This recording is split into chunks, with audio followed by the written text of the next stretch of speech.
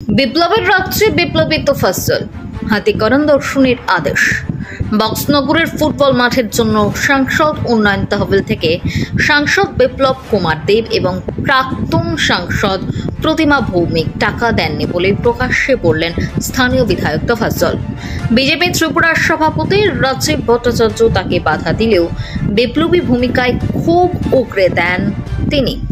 সাথে সাথে একটা কথা না বললেই নয়, আজকে আমাদের যে ফাইনাল ম্যাচ হচ্ছে প্রতিটি খেলাতেই আমরা দর্শকদের জায়গা দিতে পারিনি।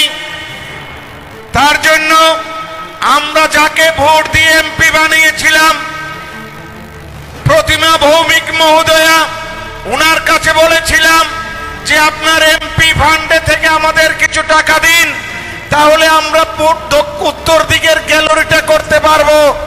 উনি আমাদেরকে দেয়নি।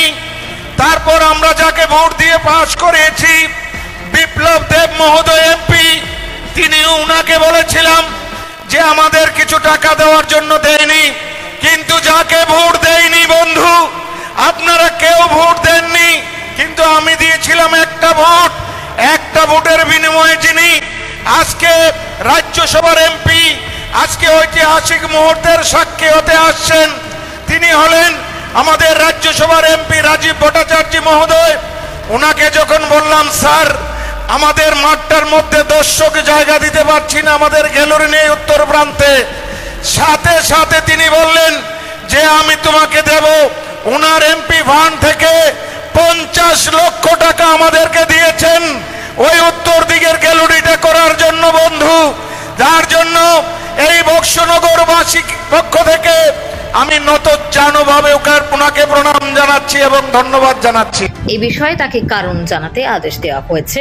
সভাপতি রাজীব ভট্টাচার্য জানান, দলের বিধায়ক ও সাংসদদের নিয়ে কালকে একটা মাঠে দেখা গেল, বক্সনগরের বিধায়ক তোফাজ্জল হোসেন একটা বক্তব্য রেখেছেন, কি বলবেন এই বিষয়টা নিয়ে?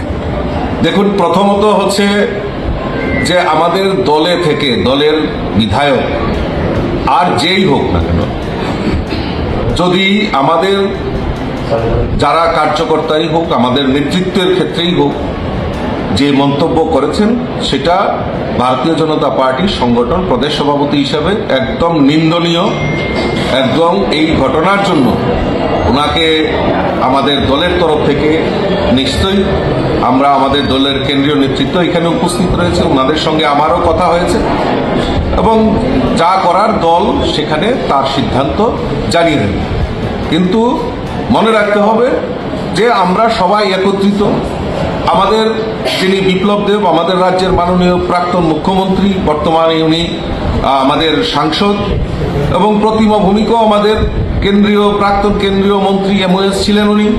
ও কাজেই ওনারা আমাদের দলের বাইরে নয়, ওনারাও আমাদের নেতৃত্ব এবং আমাদের মুখ্যমন্ত্রীও রয়েছেন, আমাদের প্রভারীও রয়েছেন। আমরা সেই ব্যাপারে নিশ্চয়ই আলোচনা করে এই দল বিরোধী কথার জন্য, দল বিরোধী আলাপচারিতার জন্য নিশ্চয়ই দল সেখানে একটা কঠোর সিদ্ধান্ত নিতে যাবে।